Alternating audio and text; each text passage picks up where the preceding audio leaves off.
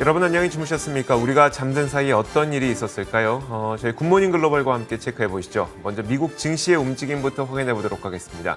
자, 지난 밤 사이 미국 증시는 3대 지수가 모두 0.3% 조금 넘게 하락했습니다. 일단 이날 개장 전에 JP모건과 골드만삭스를 중심으로 금융주를 시작으로 미국의 2분기 실적 시즌이 개막을 했습니다. 예상했던 것 이상으로 실적이 좋았지만 오히려 미국 증시는 하락했는데요. 그 주된 이유로 꼽히고 있는 것이 이날 발표됐었던 물가 지표가 다시 한번 인플레이션에 대한 우려를 높였다는 점이 꼽히고 있습니다. 자, 인플레이션 관련된 지표 확인해 보도록 하겠습니다. 자, 이날 미국의 노동부는 지난 6월 소비자 물가 지표 CPI를 발표했는데 지난 6월에 5.4% 물가 지표가 오른 것으로 나타났습니다. 거의 13년 만에 가장 빠른 물가 상승 속도를 기록을 한 건데요. 5%였던 시장 예상치를 뛰어넘었기 때문에 확실히 물가 상승 속도는 빨랐구나 이렇게 볼 수가 있을 것 같습니다. 하지만 이번 물가 상승도 대부분 구조적인 물가의 상승이 아니라 일시적 상승으로 해석이 됐는데 대체로 중고차 가격 상승이라든지 식음료 및 에너지 가격 상승이 주된 원인으로 꼽혔기 때문입니다. 그래서 그런지 지난번에 CPI-발 그 시장 충격에 비해서는 이날 시장의 하락은 상당히 작았던 것으로 보입니다. 자, 금융주 실적은 좋았는데요. JP모건의 주당 순이익이 3.78달러를 기록했습니다. 시장 예상치가 3.2달러 수준이었기 때문에 예상치보다 훨씬 높은 시장 실적을 내놓은 것이고요. 자, 골드만삭스는 15.02달러의 주당 순이익을 기록해서 시장 예상치가 10달러 수준이었기 때문에 이 골드만삭스도 마찬가지로 서프라이즈한 실적을 내놨습니다. 물론 그럼에도 불구하고 이날 이 금융주의 주가는 오히려 하락했습니다. 자, 반면에 펩시도 이날 실적을 발표했는데요. 지난 2분기 매출이 20% 넘게 증가한 것으로 나타났습니다. 시장 예상치는 당연히 웃돌았고 여기에다가 외식 산업의 음료 수요가 빠르게 돌아오고 있다면서 앞으로 남은 기간도 실적이 좋아질 것으로 전망을 하면서 펩시의 주가는 2.3% 높아졌습니다. 특징주 몇 가지 살펴보도록 하겠습니다. 보잉인데요. 자, 보잉은 787 드림라이너에서 새로운 결함이 발견됐다고 합니다. 그러면서 787 드림라이너의 생산을 감축한다는 소식이 있었고 이 때문에 보잉의 주가는 4.2% 내렸습니다.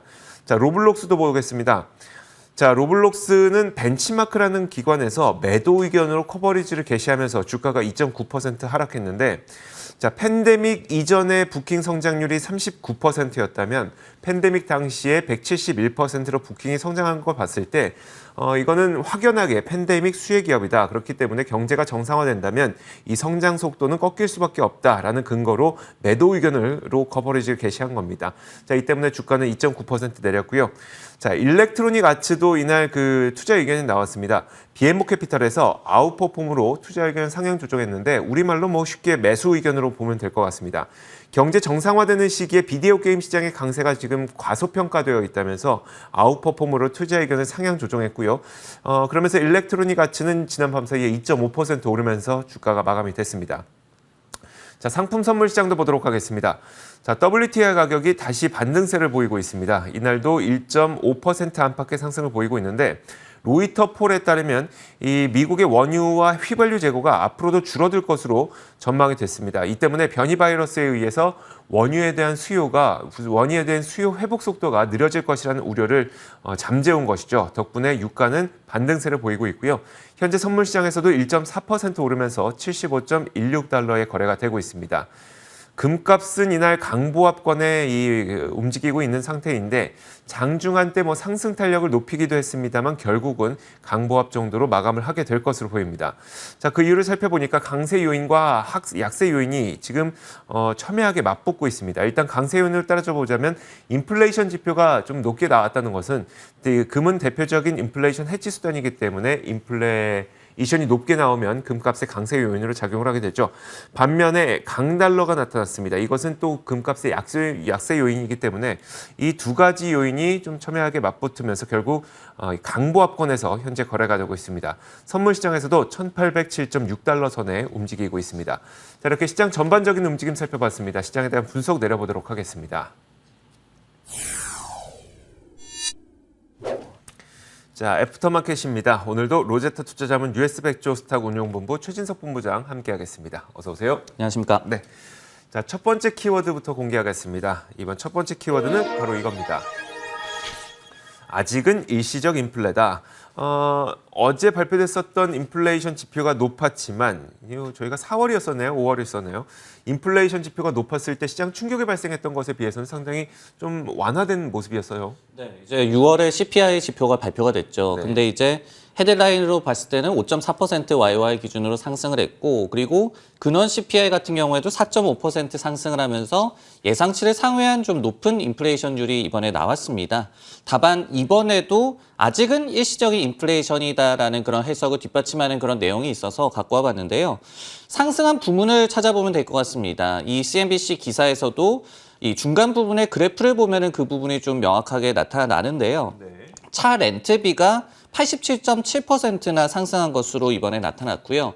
그리고 이제 중고차 가격이 45.2% 상승, 그리고 항공편이 포함이 된 대중교통 부문이 17.3% 가격이 상승을 했고, 그리고 호텔 등의 어떤 숙박시설 이용과 관련이 높은 그런 부문도 16.9% 상승을 했습니다. 즉 지난해 6월 같은 경우에는 저희가 락다운을 겪던 그런 시기라고 볼 수가 있겠죠. 반면에 올해 같은 경우에는 지금 외부 활동이 조금씩 많아지면서 관련 서비스에 대한 수요가 급증하고 있다. 그것 때문에 일시적인 가격 상승을 견인했다라는 그런 해석이 가능한 부문별 수치가 되겠습니다. 그리고 이제 저희가 이동과 관련한 가격 상승도 마찬가지라고 보여지죠. 예를 들어서 미국의 메모리얼 데이 주말에 항공 여행 수요가 코로나19 팬데믹 발발 이후에 최대를 기록했다는 그런 소식이 나왔습니다. 그러다 보니까 항공편 등이 포함된 그런 부문이라든지 아니면은 숙박시설이 포함된 부문에서 가격 상승세가 좀 두드러지게 나타났던 것으로 이번에 나왔습니다. 부문별로 살펴보니까 여전히 일시적 인플레이션은 맞는 것 같다라는 분석이 나온 건데, 다만 저희가 몇 달 동안 이제 인플레이션이 뭐 4에서 5%가량 높게 나오다 보니까 이거 뭐 장기화되는 거 아니야? 이런 우려도 분명 존재하거든요. 어떻게 봐야 될까요? 그리고 지금까지 나오는 물가 지표가 컨센서스보다 일단은 더 높게 나오는 것이 앞으로 우리가 이거를 마냥 좀 마음을 놓을 수 있겠느냐, 이런 좀 의구심이 나타나는 그런 부분이지 않을까라는 생각이 드는데요. 우선 이번에 나왔던 6월 CPI 지표에 대해서 전문가들과 기관들의 해석을 좀 종합을 해보자면은 아직은 좀 일시적이다라는 해석이 중론인 것 같습니다. 메리 데일리 샌프란시스코 연방은행 총재 같은 경우에도 이날 인플레이션이 일시적이다, 그러면서 경제가 재개되는 과정이다라고 해석을 제시를 했고요. 옥스포드 이코노믹스에서도 기저효과라든지 아니면은 일부 부문에서의 가파른 가격 상승세가 진정이 된다라고 한다면은 인플레이션도 차차 둔화가 될 것이다라고 분석을 했습니다. 펜티온 이코노믹스에서도 여름에는 완만한 인플레이션, 그리고 가을에는 또 인플레이션율이 둔화할 수 있다라고 또 분석을 했고요. 그리고 이제 뱅크 오브 아메리카에서도 차량이라든지 교통, 그리고 숙박 등의 부문을 제외한 근원 CPI 같은 경우에는 전월 대비해서 0.18% 상승에 그쳤다. 그러면서 이것은 통상적인 수준에 불과하다라고 해석을 했습니다. 반면에 이제 전일에 이 미국 뉴욕 연은에서 조사를 하기를 미국 소비자들의 어떤 기대 인플레이션율은 계속해서 높게 유지가 되고 있다는 내용을 전해드렸죠. 이와 마찬가지로 시장에서 이제 조금씩 인플레이션 장기화에 대한 그런 이 우려는 고조되고 있는 것으로 또 나타나고 있는데요.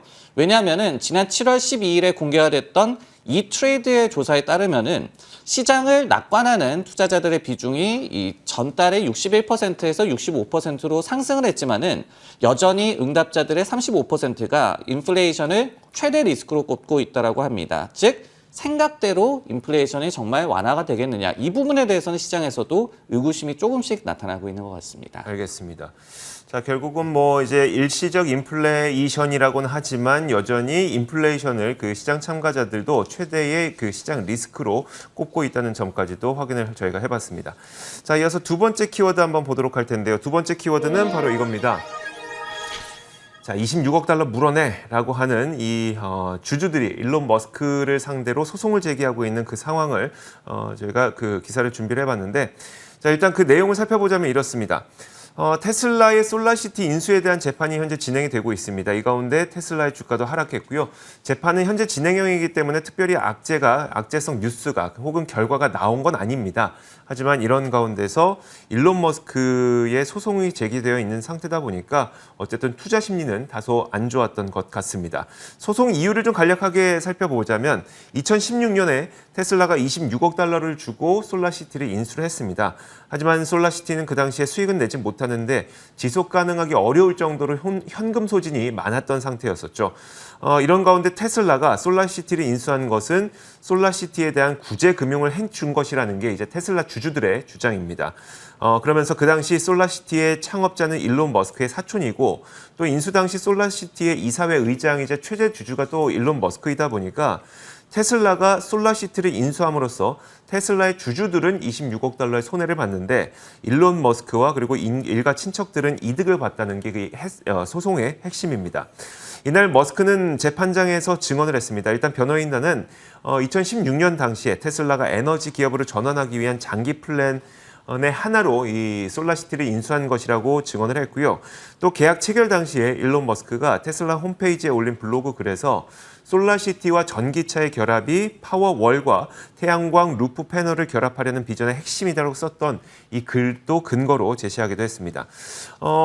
이게 결과는 어떻게 될지 모르겠으나 어쨌든 26억 달러라는 큰 금액이 걸린 소송이 진행되다 보니까 테슬라의 주가에는 또 투자 심리가 부정적일 수밖에 없을 것 같거든요.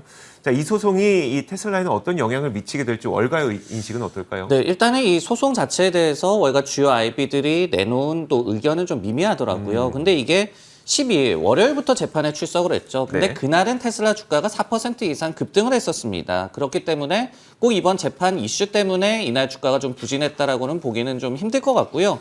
반면에 이날은 호재가 있었음에도 불구하고 주가가 하락했다. 이 정도로 좀 해석을 하는 게 더 좋을 것 같습니다. 왜냐하면은 골드만삭스에서 이날 매수 의견과 목표 주가 860달러를 유지를 하면서 올해 가격 인상분과 그리고 내년이라든지 그리고 내후년까지 이어질 판매 실적 호조에 힘입어서 자신들도 이제 테슬라 실적에 대한 전망치를 상향 조정했다라고 밝혔거든요. 반면에 이제 최근에 또 비관적인 또 분석이 나오기도 했었는데요.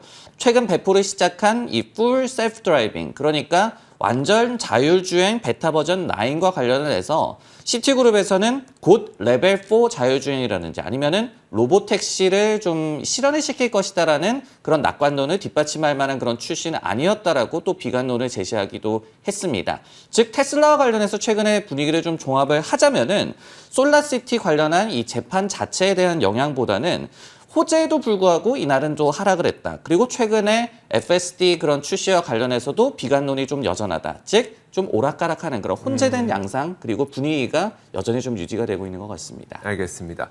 자, 이렇게 테슬라의 이야기까지 한번 살펴봤습니다. 이어서 세 번째 키워드도 공개하겠습니다. 자, 세 번째 키워드는 바로 이건데요. 실적과 주가가 엇박자가 났다입니다. 금융주의 실적 발표에 대한 이야기일 것 같아요. 네, 2분기 어닝 시즌이 이제 공식적으로 스타트를 했죠. 네. 근데 주요 은행들이 처음부터 이제 실적과 또 주가가 좀 엇갈린 반응이 나타났기 때문에 엇박자가 나타났기 때문에 이 부분을 좀 짚고 넘어갈 필요가 있을 것 같습니다. 우선 이제 JP모건 같은 경우에는 2분기 매출이 305억 달러로 YOY 기준으로 약 한 8% 정도 감소를 했어요. 근데 컨센서스는 8억 달러 정도 비트를 하는 양호한 결과가 나와줬고요. 그리고 이제 무엇보다도 EPS가 3.78달러로 나오면서 YOY 기준으로 무려 155%나 급증한 것으로 이번에 전해졌습니다. 그리고 골드만삭스 또한 이 매출과 EPS가 컨센서스를 대폭 상회하는 양호한 결과를 내놓았고요. 근데 그럼에도 불구하고 양사의 주가 모두 오늘 하락권에서 움직였기 때문에 그 이유에 대해서 지금부터 한번 알아보도록 하겠습니다. 인베스터 비즈니스 데일리라는 그런 매체에서는요. 트레이딩 매출 부진이 결국은 양사의 주가 약세의 원인으로 작용했다라는 해석을 제시를 했는데요. 예를 들어서 JP모건의 2분기 트레이딩 매출 같은 경우에는 1분기 90억 달러에서 급감한 68억 달러로 나타났다라고 하고요. 특히 이제 채권 트레이딩 매출이 YOY 기준으로 44%나 급감한 점이 이런 부정적인 반응의 한 원인이 됐다라고 해석이 나왔습니다. 반면에 이제 시장의 변동성이 다소 좀 약화됐음에도 불구하고 주식 트레이딩 매출이 12% 늘어난 점은 좀 의아하게 시장에서도 해석이 되고 있습니다. 그리고 이제 골드만삭스 같은 경우에는 주식 마이너스 12%를 비롯해서 트레이딩 매출이 76억 달러에서 49억 달러로 QOQ 기준으로 급감을 했거든요. 그렇기 때문에 이 매체에서는 IPO라든지 M&A의 호조에 힘입은 IB 부문의 호조에 이들이 좀 실적을 좋게 내놓은 것뿐이고 트레이딩 매출에 대한 우려가 좀 작용을 했기 때문에 주가가 좀 부정적인 반응이 나타났다라고 해석을 하고 있습니다. 만약 제 기억이 맞다면 지난 팬데믹 당시에 이제 금융주들의 실적이 발표됐을 때 트레이딩 매출이 굉장히 좋아졌었잖아요. 그렇다고 시장에서 굉장히 크게 환호하지는 않았었거든요. 어차피 줄어들 거 알았기 때문에. 그런데 괜히 뭐 여기서 갑자기 트레이딩 매출이 부진했던 것이 뭐 부정적이다. 이게 뭔지 잘 모르겠어요. 그러니까 시장은 일단 안 좋은 점에 집중한 셈인데 은행주가 하락한 이유가 펩시와 좀 달랐던 또 특별한 이유가 있었을까요? 펩시는 사실 주가가 상승을 했죠. 네네. 그래서 어떤 차이가 있었냐에 대해서 조금 더 말씀을 드리자면은 이제 말씀을 해주셨듯이 사실은 이게 어느 게 정확한 해석이다라고 보기가 좀 헷갈립니다. 어렵죠. 네, 왜냐하면은 결국은 그러면 결론은 뭐냐? 시장이 좋은 점보다는 나쁜 점에 집중을 했다. 근데 그 이유가 뭐 앞으로 실적이 안 좋아질 것으로 예상을 하든지 아니면은 주가가 뭐 미리 많이 올랐다라고 해석을 하든지 이런 여러 가지 이유가 있을 텐데 일단은 이제 은행주의 주가가 하락한 이유 좀 더 자세하게 살펴보자면요. 네. JP모건의 예를 한번 들어드리도록 하겠습니다. 첫 번째는 이제 착시 효과에 대한 또 지적도 있었습니다. 왜냐하면 이 회사가 2분기에 30억 달러 규모의 대손 충당금을 환입을 했거든요. 즉 이제 경제 상황이 조금 많이 나아졌다라고 얘기를 하면서 좀 대비하고 있던 그런 자금을 조금씩 풀고 있는 그런 상황인데 이게 1분기에도 52억 달러였고 이번에도 대규모로 환입을 했습니다. 그러다 보니까 투자정보 미디어 배런즈에서는 이 같은 효과를 제외할 시에는 EPS가 3.03달러에 불과했다. 그렇기 때문에 결국은 컨센서스를 하회하는 그런 이익이었다라는 해석을 제시를 했고요.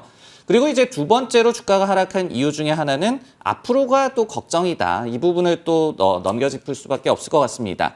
로이터 통신에서도 이제 JP모건 경영진이 저금리 환경이라든지 아니면은 대출 수요 둔화 그리고 트레이딩 매출 이 감소 등의 단기 악재를 지목하고 있어서 투자자들 사이에서 앞으로의 어떤 실적 악화라든지 그리고 특히 이제 최근에 핀테크 기업들이 굉장히 떠오르고 있기 때문에 시장에서의 경쟁 심화 등에 대한 우려가 이번에 작용을 했다라고 얘기를 했습니다.